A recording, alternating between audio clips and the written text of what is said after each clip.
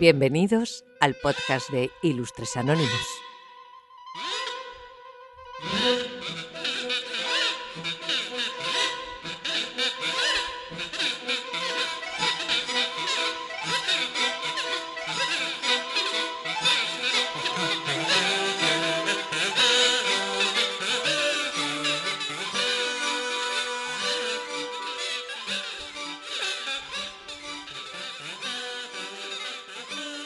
Bienvenidos y bienvenidas a un nuevo episodio de Ilustres Anónimos. Hoy tenemos un tema apasionante, bueno, como todos, que seguro va a captar vuestra atención y va a despertar vuestra curiosidad. Los robos importantes y famosos que aún no han sido resueltos. Y es que a lo largo de la historia hemos sido testigos de crímenes impresionantes, algunos tan elaborados y meticulosamente planeados que parecen sacados de una película.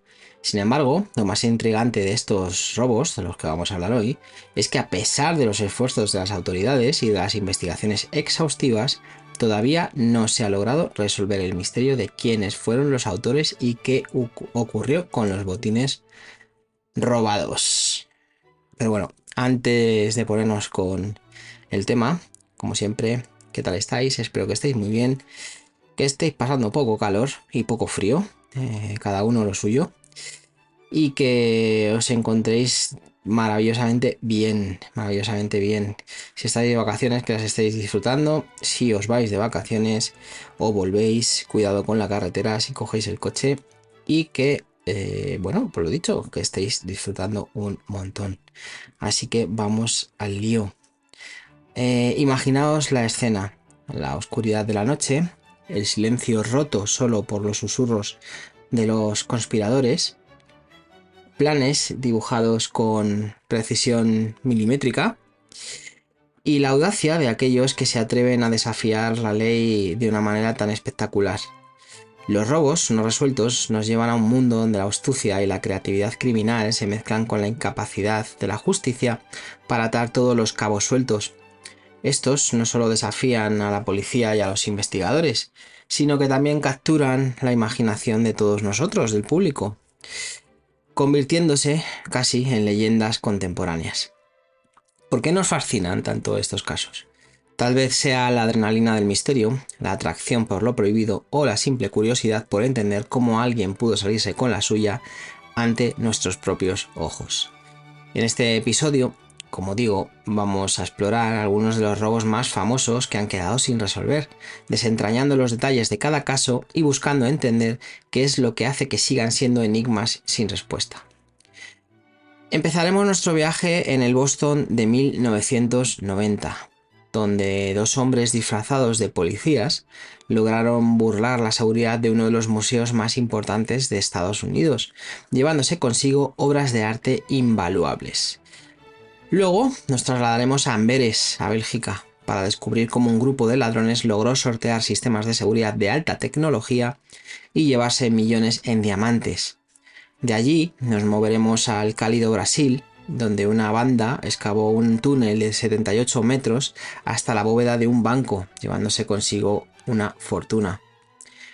Cada uno de estos robos no solo es un acto criminal, sino también una obra de ingeniería, planificación y, en cierto modo, de arte. Así que acompañadme mientras desentrañamos las historias detrás de estos crímenes, conocemos a los personajes involucrados y exploramos las teorías que han surgido a lo largo de los años. Este episodio promete ser un viaje lleno de suspense, misterio y sobre todo mucha intriga. Así que, sin más preámbulos, vamos a sumergirnos en el primer caso del episodio.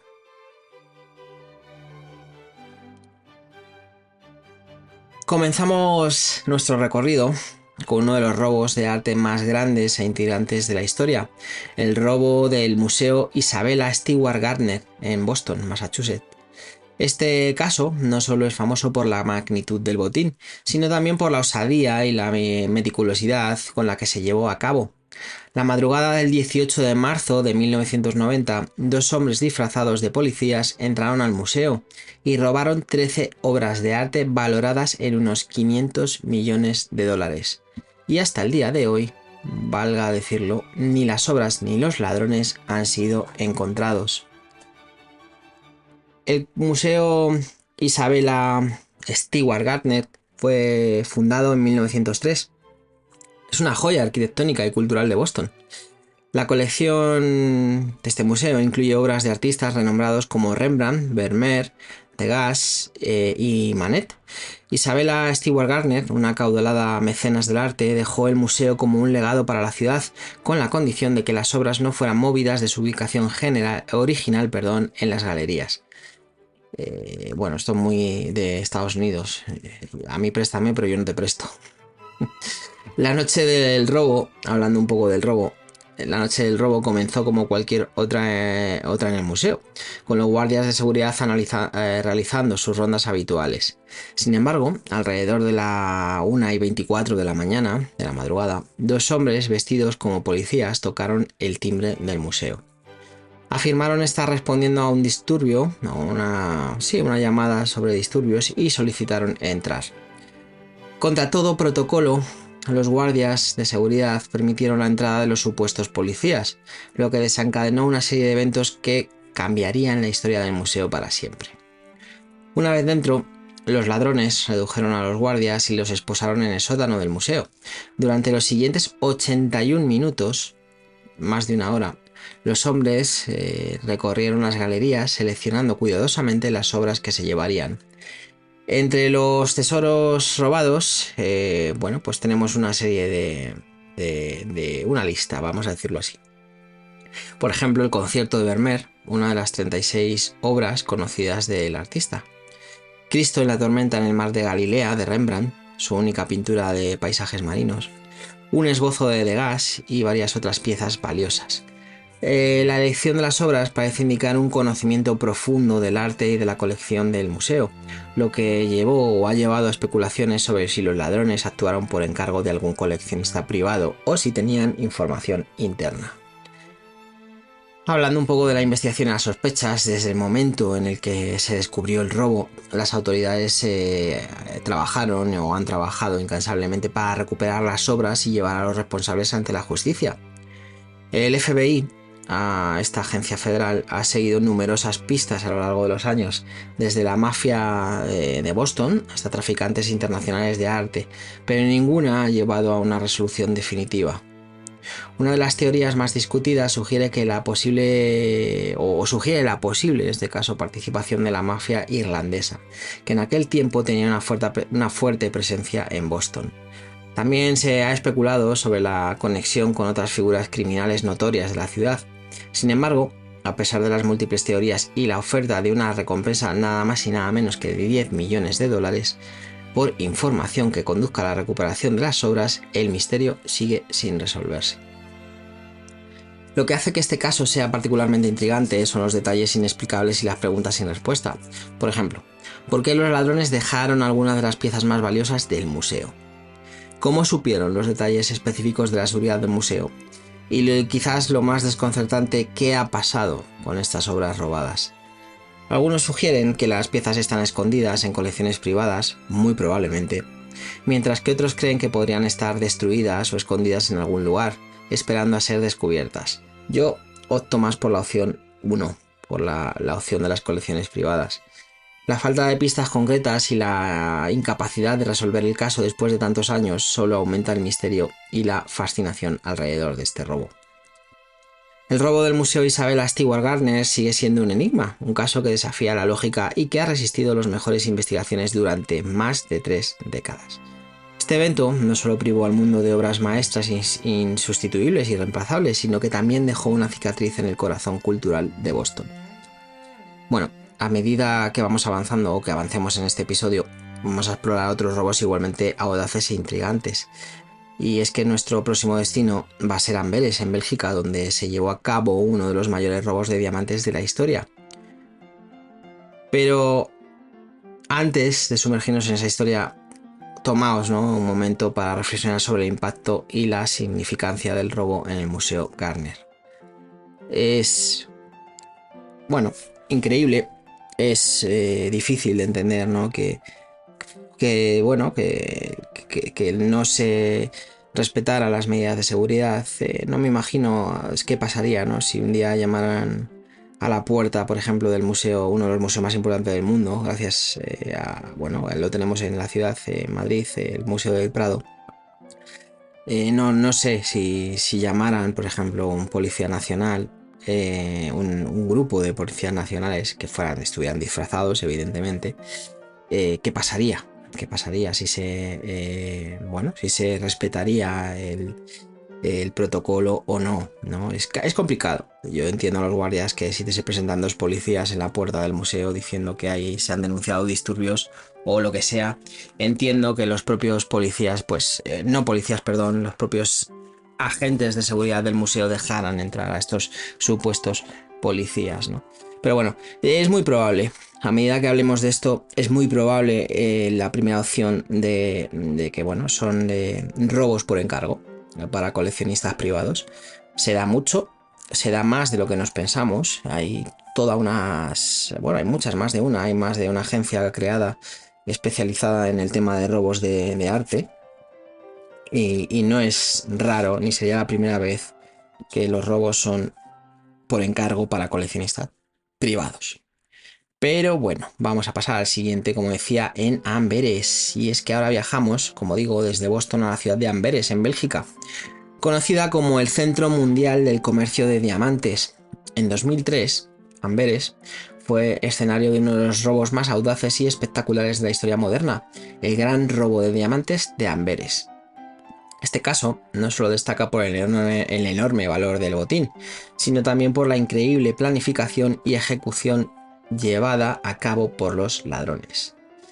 Amberes es el corazón palpitante del comercio de diamantes, con una industria que maneja aproximadamente el 80% de los diamantes en bruto de todo el mundo y más del 50% de los diamantes cortados.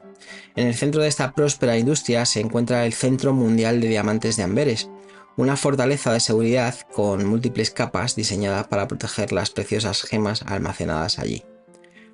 El 16 de febrero de 2003, un grupo de ladrones logró lo aparentemente imposible: burlar las complejas y estrictas medidas de seguridad del Centro Mundial de Diamantes y escapar con un botín estimado en más de 100 millones de dólares en diamantes, joyas y oro.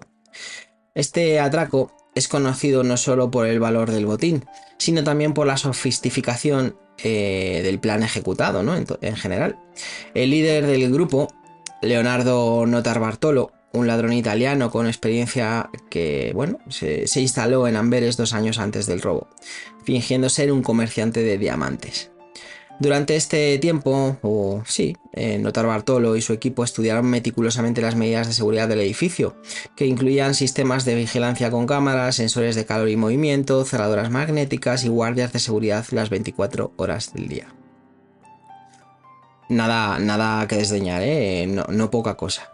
La noche del robo, los ladrones lograron desactivar la mayoría de estos sistemas de seguridad, utilizando una combinación de herramientas especializadas, habilidades técnicas y conocimiento interno. Se especula que tuvieron acceso a los planos detallados y que contaban con la complicidad de alguien dentro del centro. Los detalles de la operación fueron impresionantes. Burlaron la alarma sísmica. La alarma sísmica, por decirlo de alguna forma, es como los sensores sísmicos que se utilizan para detectar terremotos. Simplemente detectan cualquier tipo de vibración, con lo cual son bastante sensibles.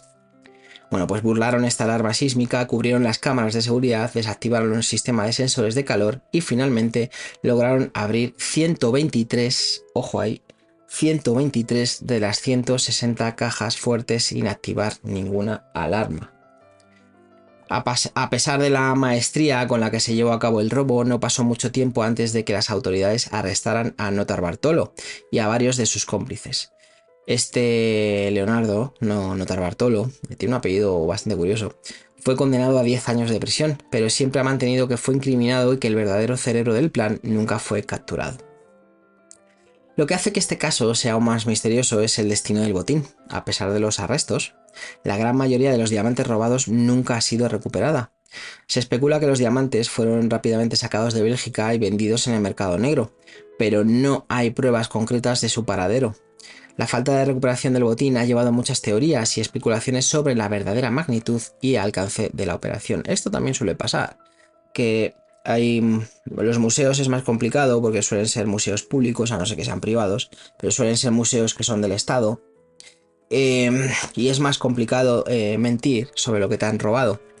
Pero es verdad que en colecciones privadas y en este tipo de instituciones, ya sea por la vergüenza, ya sea por lo que sea, normalmente se suele dar una información menos veraz de la que debería ser. O sea, cuando te dicen que te has robado algo por un total de 100 millones de dólares, a saber si no fue algo por mucho más valor, ¿no? Es decir, bueno, siempre también se habla un poco de esto, ¿no? De, como decía, de la verdadera magnitud y alcance de los robos, ¿no? El robo de diamantes de Amberes es una historia de planificación meticulosa y ejecución precisa, como ya habéis visto. Los detalles técnicos del robo, la habilidad para burlar los sofisticados sistemas de seguridad y la desaparición del botín hacen que este caso siga siendo uno de los más fascinantes de la historia del crimen. Además, la posible complicidad interna y la red de contactos necesarios para mover los diamantes robados añaden capas adicionales de intriga. A lo largo de los años ha habido numerosas teorías sobre cómo lograron llevar a cabo el robo y quiénes más, aparte de los que ya sabemos, pudieron estar involucrados.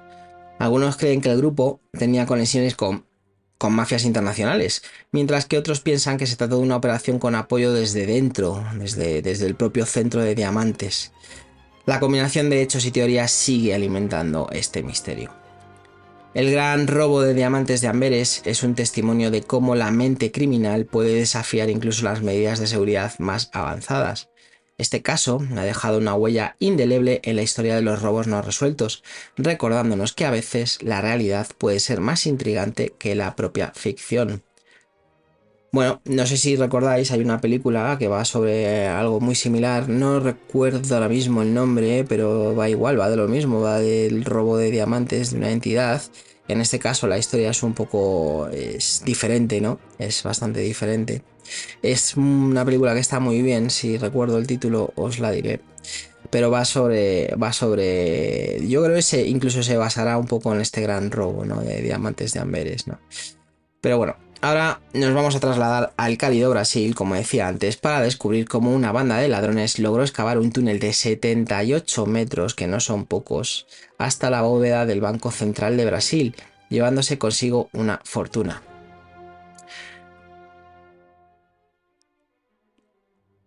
Como decía, de las sofisticadas calles de Amberes nos trasladamos ahora al vibrante Brasil, específicamente a la ciudad de Fortaleza. En 2005, esta ciudad fue escenario de uno de los robos bancarios más audaces y sorprendentes de la historia moderna. El robo del Banco Central de Brasil no solo involucró una enorme cantidad de dinero, sino que también destacó por la increíble ingeniería y planificación que implicó. Fortaleza es una ciudad costera del noreste de Brasil, conocida por sus playas y su cultura rica y diversa. Sin embargo, en agosto de 2005 esta ciudad se convirtió en el epicentro de un robo que dejó atónitos a los brasileños y al mundo entero. El Banco Central de Brasil, una institución clave en la economía del país, fue el objetivo de este impresionante atraco. Es algo así como si hablábamos del Banco Central Europeo o del Banco Nacional de España, algo así, ¿vale? La historia comenzó meses antes del robo, cuando un grupo de delincuentes alquiló una propiedad cerca del banco, presentándose como una empresa de jardinería. A partir de allí comenzaron a cavar un túnel, como digo, de 78 metros, lo vuelvo a repetir, de largo, que descendía a una profundidad de 4 metros, ojo, y atravesaba las calles de Fortaleza hasta llegar directamente debajo de la bóveda del banco. 78 metros no son pocos, no son pocos. Y 4 metros hacia abajo tampoco son pocos, ojo, ojo.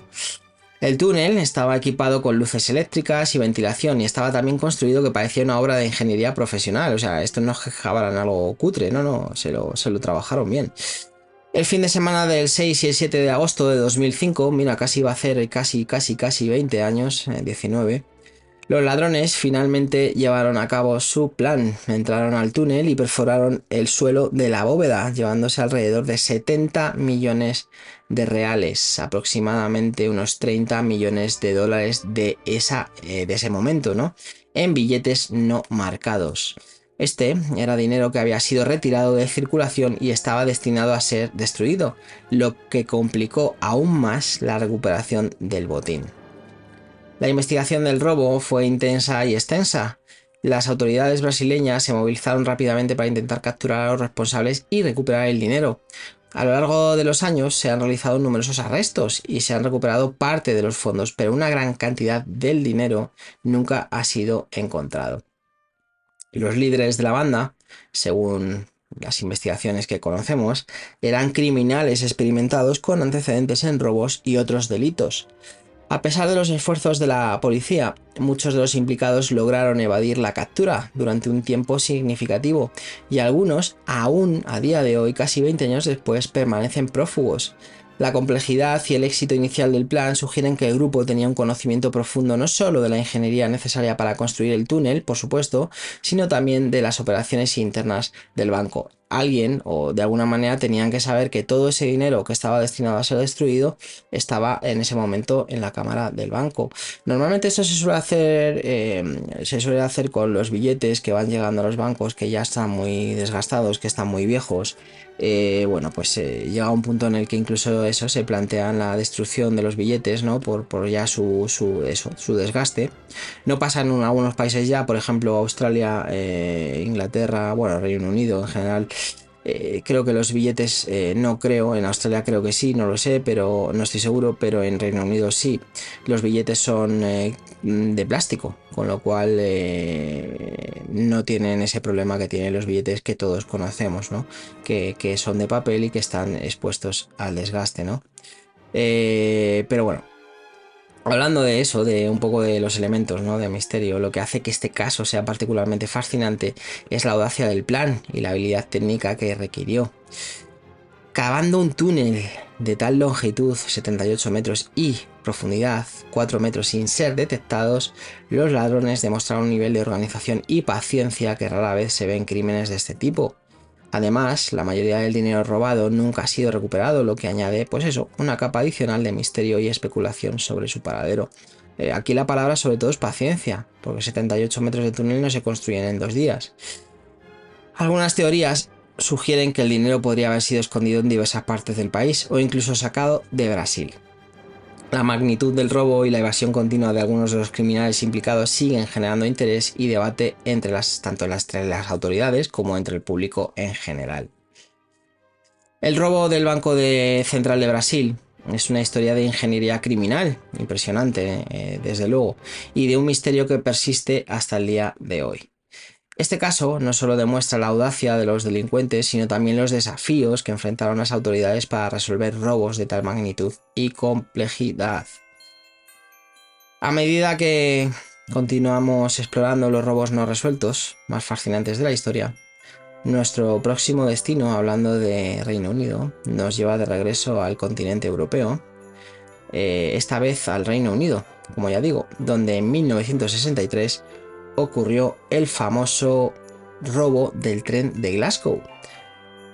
Pero bueno, antes de sumergirnos en esa historia, hay que fijarse, ¿no? y reflexionar, ¿no? Sobre la impresionante capacidad de planificación y ejecución demostrada en este robo, ¿no? Del Banco Central de Brasil. Es bastante impresionante, vuelvo a decirlo, 78 metros no son pocos metros para haberlos cavado y haber construido un túnel con ventilación y energía eléctrica. Es bastante impresionante. Pues lo dicho, desde las cálidas tierras de Brasil nos dirigimos ahora a la campiña británica para explorar uno de los robos más legendarios de la historia, el robo del tren de Glasgow, también conocido como el Gran Robo del Tren. Este atraco, ocurrido en 1963, no solo fue audaz y meticulosamente planeado, sino que también se convirtió en un fenómeno cultural, inspirando libros, películas y una fascinación duradera. El Reino Unido de los años 60 estaba en pleno auge de cambios sociales y culturales. En este contexto, un grupo bueno, estoy diciendo el Reino Unido, para el que no lo sepa, Glasgow está en Escocia, no es la capital de Escocia, pero en tamaño es la mayor ciudad del país, es la mayor ciudad de Escocia, y por tamaño es la tercera del Reino Unido, después de Londres y de Birmingham, si no recuerdo mal. O sea que es una ciudad muy grande, muy grande. Como decía, en este contexto, un grupo de 15 hombres decidió llevar a cabo un robo que quedaría marcado en la historia. La escena del crimen fue un tren postal nocturno que viajaba desde Glasgow, como ya digo que está en Escocia, a Londres, transportando grandes cantidades de dinero en efectivos recogidos en aquel país, en Escocia de nuevo. La madrugada del 8 de agosto de 1963, el tren postal se dirigía hacia Londres cuando fue interceptado por los ladrones en un tramo de la línea ferroviaria cerca de Bridego Bridge, en Buckinghamshire. Utilizando una luz roja de ferrocarril falsa, los delincuentes obligaron al tren a detenerse. Imaginaos de noche, son los años 60 del siglo pasado. La iluminación sería la que sería. Tú ves una luz de parada o una luz que no sabes si es el freno de otro ferrocarril, y evidentemente lo que no vas a hacer va a ser provocar un accidente. O sea que lo que haces es detener el tren. Después de esta detención, después de detener el tren, luego se subieron a la locomotora estos hombres y redujeron al conductor y a los guardias que iban en él. Lo que siguió fue una operación altamente coordinada. Los ladrones descargaron 120 sacos de dinero que contenían un total de 2,6 millones de libras de la época, que equivale a unos 50 millones de libras actuales, que no es poco. Y los cargaron, ¿quién me diera nada, un porcentaje pequeñito? O sea, ¿quién me diera un porcentaje de eso? Y los cargaron, como digo, en 2 camiones, esos 120 sacos de dinero. La operación completa, ojo aquí, tomó unos 30 minutos, en media hora. Y los ladrones se retiraron a su escondite en una granja rural donde dividieron el botín. 30 minutos, en 30 minutos pararon el tren, se subieron al tren, descargaron 120 sacos de dinero y se largaron en media hora. La policía británica, conocida por su, eso hay que decirlo, por su eficiencia, se movilizó rápidamente tras el robo. Aunque los ladrones habían tomado precauciones para evitar ser capturados, incluyendo borrar sus huellas del escondite, cometieron errores que finalmente llevaron a la captura de la mayoría de ellos. Uno de estos errores fue dejar atrás los guantes utilizados durante el robo, que proporcionaron valiosas pistas forenses, como os podéis imaginar. A lo largo de los siguientes meses, la policía arrestó a la mayoría, como digo, de los involucrados, incluyendo al cerebro del robo, Bruce Reynolds, y a otros miembros clave como Ronald Biggs y Buster Edwards. Los juicios fueron altamente publicitados y la mayoría de los ladrones fueron condenados a largas penas de prisión. Sin embargo, algunos, como Ronald Biggs, lograron escapar y vivieron como fugitivos durante años. A pesar de los arrestos y de las condenas, el robo del tren de Glasgow sigue envuelto en misterio por varias razones. En primer lugar, una parte significativa del dinero nunca ha sido recuperada y se especula sobre su paradero. Algunos creen que fue escondido o gastado rápidamente por los ladrones, mientras que otros piensan que podría estar oculto en algún lugar, ¿no? Además, la figura de Ronald Biggs añade un elemento de leyenda al caso. Biggs escapó de la prisión en 1965, solo 2 años después de este robo, ¿no? Sí, esto fue en 1963, pues Biggs escapa de la prisión en 1965. Y no solamente se escapa, sino que vive en varios países, incluyendo Australia y Brasil, evadiendo la captura durante más de 30 años antes de entregarse voluntariamente, ojo, entregarse voluntariamente en 2001. Su vida como fugitivo y su eventual regreso al Reino Unido capturaron la imaginación de todo el mundo, del público, y añadieron una capa adicional de intriga al caso. Estaría cansado ya. Este se pegó la buena vida desde los años 60 hasta 2001. Se pegó la buena vida, se debió de gastar buena parte de la pasta, si no toda, y este ya se acabó entregándose. A día de hoy, el robo del tren de Glasgow no solo es famoso por la magnitud del botín y la audacia del plan, sino también por su impacto cultural. El atraco ha inspirado, pues como decía antes, numerosas obras de ficción, incluyendo películas y series de televisión, y se ha convertido en un símbolo de la astucia y la determinación de los ladrones. Además, el caso ha sido objeto de múltiples estudios y debates sobre la justicia y la rehabilitación, especialmente en relación con figuras como Ronald Biggs. Su historia personal ha sido contada y retocada en innumerables ocasiones, contribuyendo a la mística del gran robo del tren. El robo del tren de Glasgow es un recordatorio de cómo un crimen puede trascender su propio tiempo y convertirse en parte del imaginario colectivo. Este caso ha dejado una huella duradera en la cultura popular y sigue siendo una fuente de fascinación y estudio. Bueno, pues a medida que continuamos explorando estos robos no resueltos, los más intrigantes de la historia, nuestro próximo destino nos va a llevar a Dublín, Irlanda, donde en 1907 ocurrió el misterioso robo del tesoro de la corona de Irlanda.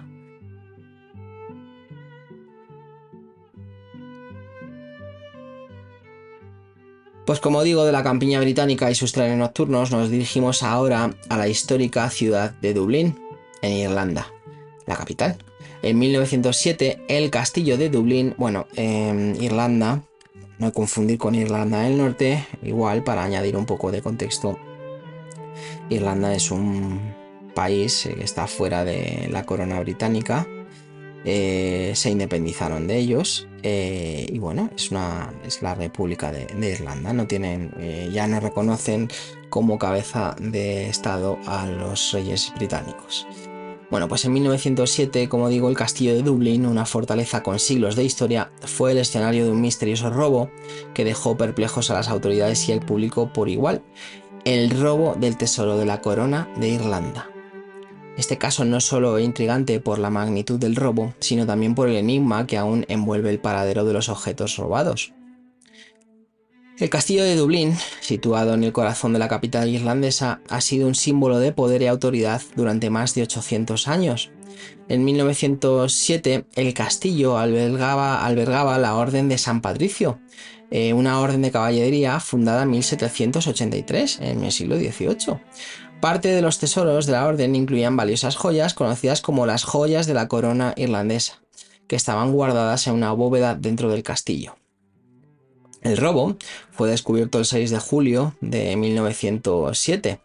Les gusta robar en verano, por lo que estoy viendo, en general. Los ladrones se llevaron las joyas de la Orden de San Patricio, incluyendo, bueno, si no recuerdo mal, ¿cómo se dice? El patrón, ¿no? de los irlandeses, ¿no? Es el patrón de los irlandeses. Bueno, como decía, los ladrones se llevaron las joyas de la Orden de San Patricio, incluyendo una cruz de rubíes y un conjunto de collares con diamantes y esmeraldas.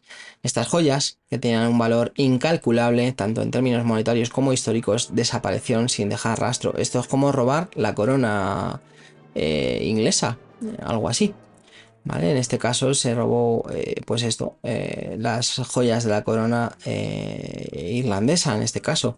Bueno, pues la importancia, sí, como decimos, más que monetaria, es casi más una pérdida histórica y cultural. Histórica y cultural. La bóveda, donde se guardaban las joyas, tenía una cerradura de combinación compleja y solo unas pocas personas conocían el código. Esto ha llevado a sospechar que el robo pudo haber sido un trabajo interno. A pesar de una investigación exhaustiva y de las sospechas que recayeron sobre varios individuos, no se encontró evidencia suficiente para resolver el caso. El principal sospechoso fue Francis Shackleton, el hermano menor del famoso explorador Ernest Shackleton. Francis estaba trabajando como oficial en el castillo y tenía acceso a esta bóveda. Sin embargo, a pesar de las fuertes sospechas y las irregularidades encontradas en su comportamiento y finanzas, nunca se pudo probar su culpabilidad. Francis Shackleton fue juzgado y absuelto, pero su reputación quedó empañada para siempre. Otra figura clave en el misterio fue Arthur Vicars, el guardián de las joyas. Vicars fue señalado por su negligencia en la seguridad de las joyas y su comportamiento errático antes y después del robo. Fue destituido de su cargo, pero siempre mantuvo su inocencia, alegando que había sido víctima de una conspiración. Lo que hace que este caso sea particularmente fascinante es la falta de pistas y la desaparición total de las joyas. A diferencia de otros robos donde al menos parte del botín se pudo recuperar, en el caso del tesoro de la corona de Irlanda no se ha encontrado rastro alguno de las joyas desde el día del robo. Se robaron y no han vuelto a aparecer. No han vuelto a aparecer. Las teorías sobre el destino de las joyas van desde que fueron desmontadas, probablemente, y vendidas en el mercado negro hasta que están escondidas en algún lugar de Irlanda o incluso en el extranjero. La ausencia de evidencia concreta y la imposibilidad de resolver el caso han alimentado la especulación y el misterio durante más de un siglo.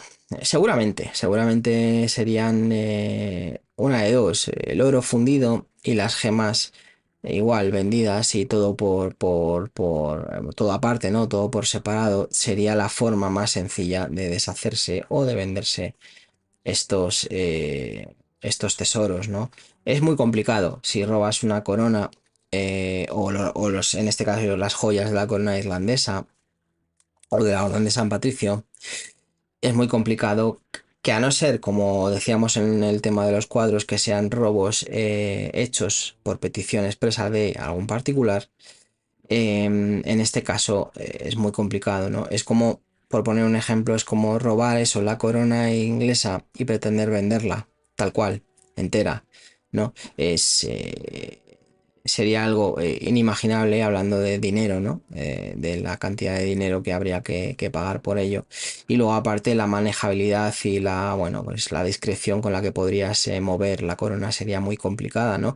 Hablo de la corona o hablo de una corona como puedo hablar de un cuadro, ¿no? En el cuadro es más fácil porque el cuadro es verdad que se vende tal cual, pero siempre un cuadro, por ejemplo, no sé si lo hemos llegado a comentar en algún programa alguna vez, la Mona Lisa ha llegado a ser robada y estuvo un tiempo desaparecida y era muy complicado venderla, ¿no? Era muy complicado venderla por, bueno, por el hecho de ser el cuadro que era, ¿no? Entonces aquí hay muchos visos de que cuando se roban joyas que se pueden desmontar, fundir y demás, sea la opción que más, bueno, más fácil, ¿no? Para todos, en este caso para los ladrones.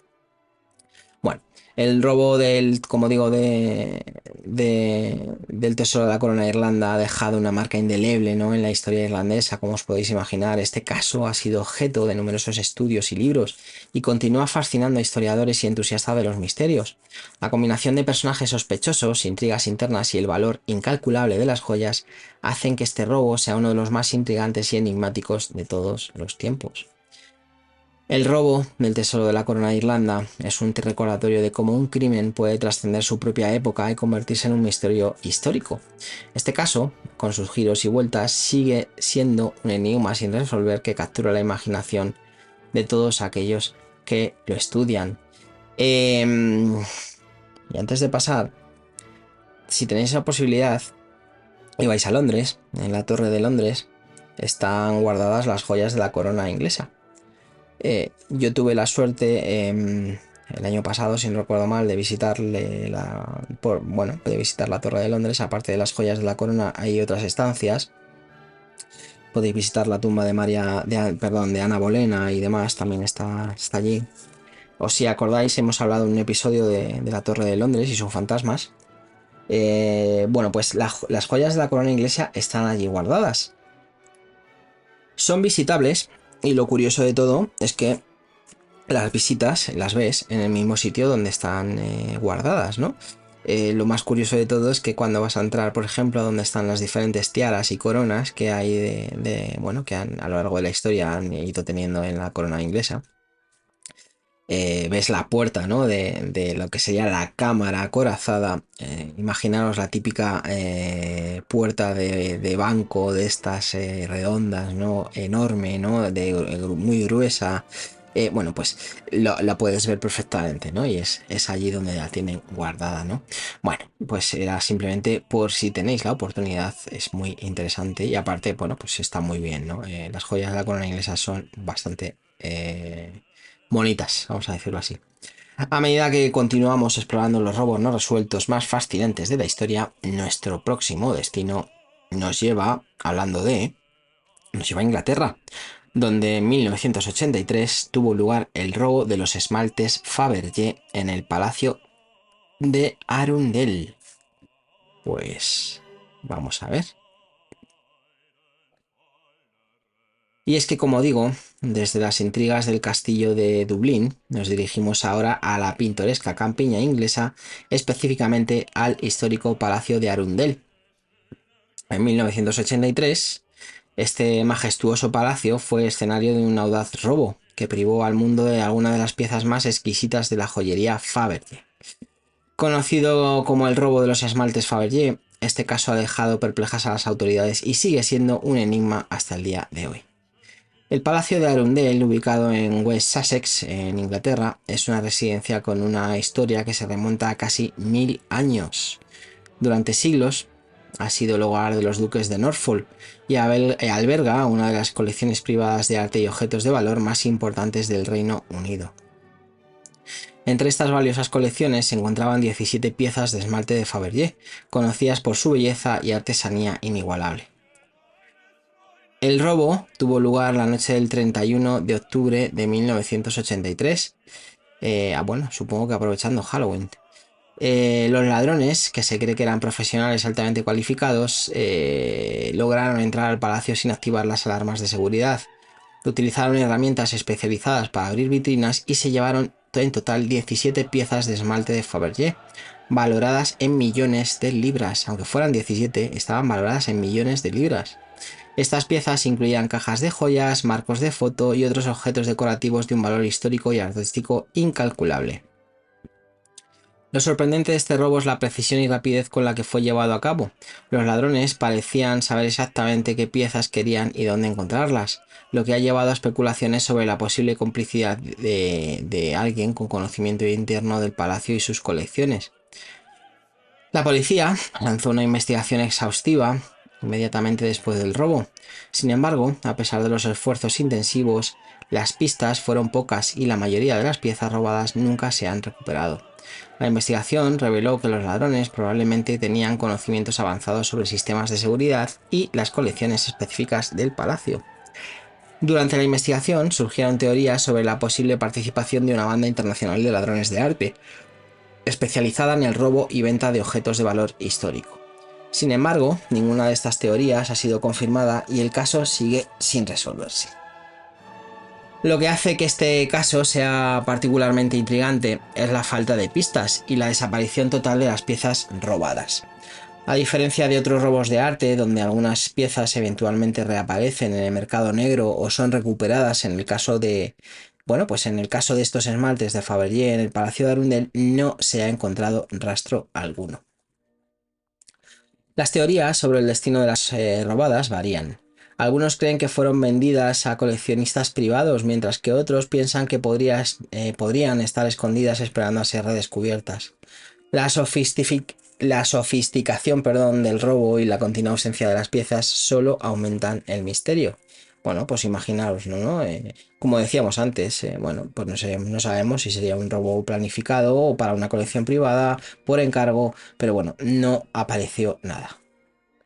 El robo de los esmaltes Fabergé ha dejado una marca indeleble en la historia del arte y los robos de alto perfil.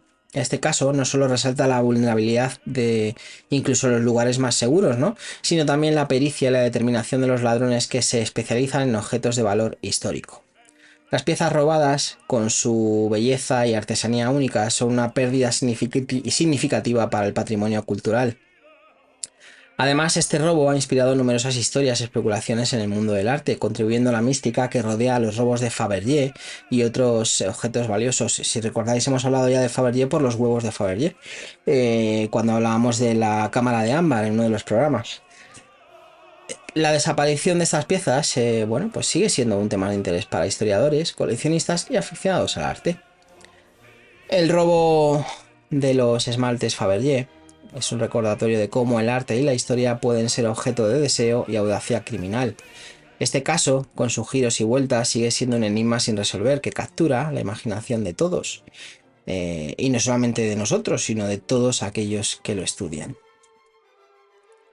Bueno, pues a medida que continuamos explorando los robos no resueltos más fascinantes de la historia, nuestro próximo destino nos lleva de regreso a Estados Unidos, donde en 1972 tuvo lugar, este os sonará un poco, tuvo lugar el famoso robo de D.B. Cooper, un caso de secuestro y robo aéreo que sigue siendo uno de los mayores misterios de la aviación. Pues vamos a pasar a el robo de D.B. Cooper.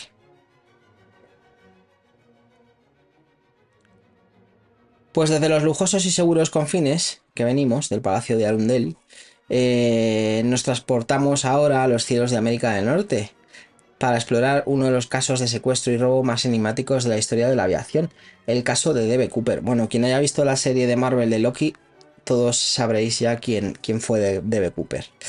Este robo, que tuvo lugar en 1971, 71-72, porque fue a finales, no solo es famoso por la audacia del criminal, sino también porque hasta la fecha sigue sin resolverse.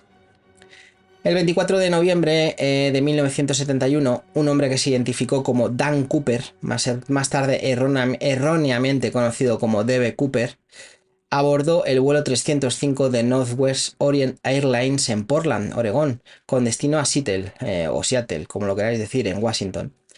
Vestido con traje y corbata, Cooper parecía un pasajero más, pero llevaba consigo un plan audaz que cambiaría para siempre la historia de la aviación.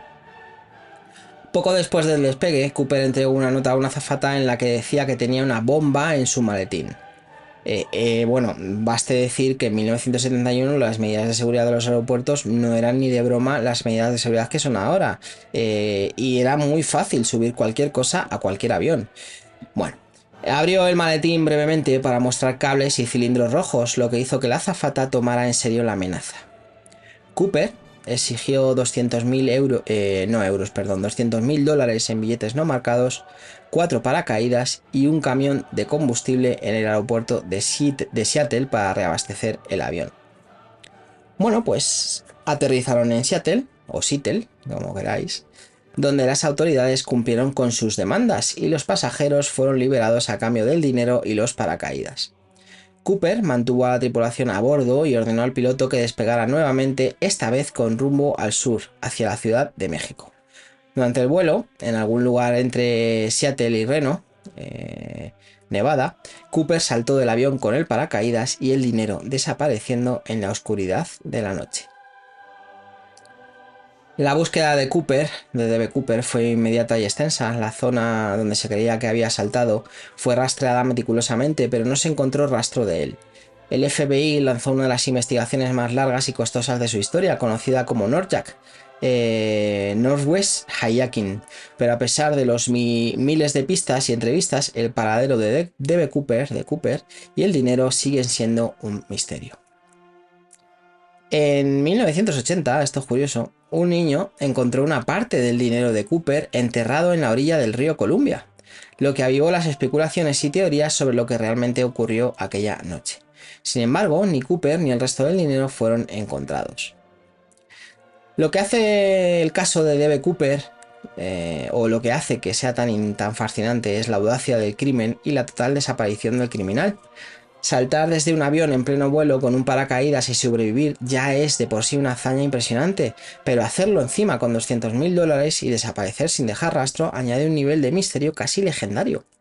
Numerosas teorías han surgido a lo largo de los años, desde la posibilidad de que Cooper murió en el salto y su cuerpo nunca fue encontrado, que podría ser, hasta que logró, incluso, bueno, pues que se lo comieran los animales salvajes, lo que fuera, hasta que logró escapar y vivir una vida tranquila bajo una nueva identidad. Pues mira, también podría ser. Algunos sugieren que Cooper pudo haber tenido experiencia militar, dada la precisión y calma con la que llevó a cabo el secuestro. El caso de D.B. Cooper ha dejado una huella, bueno, imborrable, ¿no?, en la cultura popular. Ha sido objeto de libros, documentales, películas y series de televisión.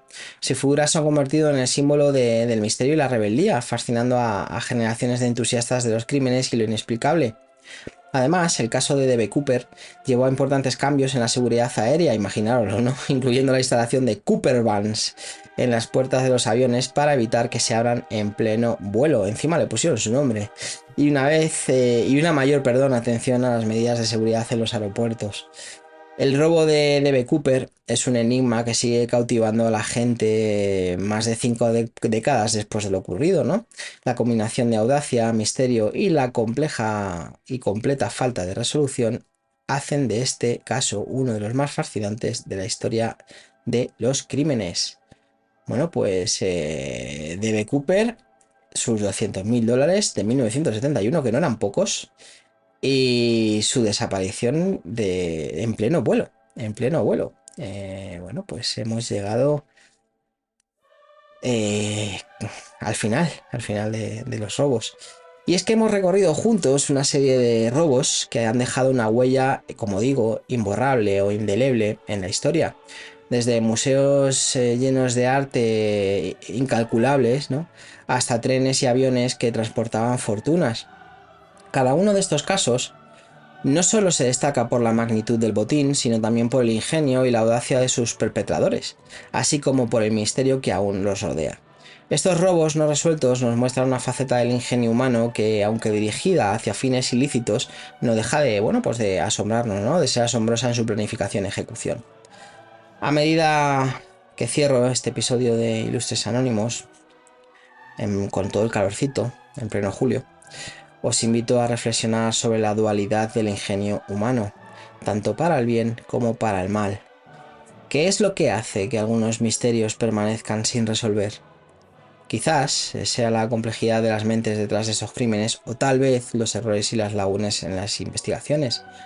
Lo cierto es que la falta de respuestas concretas sigue alimentando nuestra curiosidad y fascinación, manteniendo vivo el interés en estos enigmas a lo largo del tiempo. Pues nada, como digo siempre, hemos llegado al final. Gracias por acompañarme en este viaje a través de algunos de los robos más intrigantes de la historia. Está mal decirlo, ¿quién pillara un cachito? ¿Quién pillara un cachito? Espero que hayáis disfrutado y que estos casos hayan despertado vuestra curiosidad tanto como lo han hecho conmigo. Cada historia que hemos explorado hoy nos recuerda que, a pesar de nuestros mejores esfuerzos por entender y resolver, siempre habrá misterios que desafíen nuestra comprensión. Y así, con estos pensamientos en el aire todavía, llegamos al final de nuestro episodio. Me despido de vosotros y vosotras, no sin antes recordaros que la historia está llena de secretos esperando a ser descubiertos y que siempre hay más por explorar. Como digo siempre, muchas gracias por dedicarme este tiempo, muchas gracias a los que estáis suscritos por haberos suscrito, a los que no, os invito como siempre a que os suscribáis, a que comentéis si queréis comentar y a que compartáis el audio si os ha parecido interesante. Estoy más que contento de que hayáis decidido gastar este tiempo escuchándome y pasándolo conmigo. Así que nada, hasta la próxima en Ilustres Anónimos. Como digo siempre, seguid buscando, seguid cuestionando, mantened viva la llama de la curiosidad. Y como no podía faltar, que trabajéis mucho o poco, los que trabajáis, los que no trabajáis, que disfrutéis de la vida, todo lo que podáis. Y que nos escuchamos la semana que viene, si Dios quiere, y si no, ya veremos. ¡Hasta pronto!